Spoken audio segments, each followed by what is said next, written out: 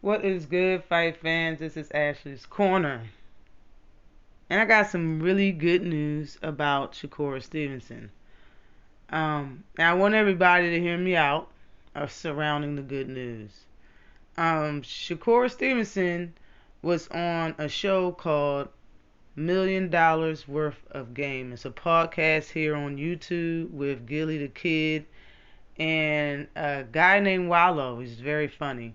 Both of them are very funny. The show is very entertaining here on YouTube. You should go check it out and sub to them.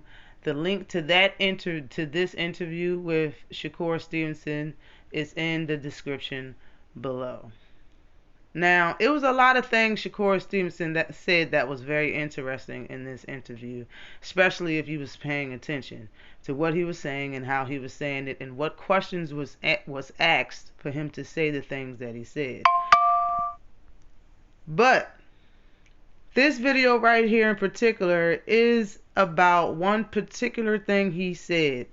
At 4 minutes and 35 seconds into the interview, he said he answered of who he wanted next, and he said all of 135 pounds is on his hit list. He will be there in 2 fights, meaning he's going to fight 2 fights at 130 pounds and then move up. Okay, that is very, very good news. Now, some people that might think it's not good news is because they thinking that Shakur Stevenson is supposed to stay at 130 and get undisputed. I already expressed over a year ago, maybe 2 years ago, that Shakur wasn't getting undisputed at 130, and this just proves my point even further because he knows it. There's no possible way that this man, being the size that he is, growing as rapidly as he is going to stay at 130 for that long. His first time on the scale at 130, he had to strip to make weight. In his last fight, he had to strip to make weight. I just don't see him gaining 2 more additional titles, being though they're held by 2 totally different people. And it's hard to keep that weight, to keep it going.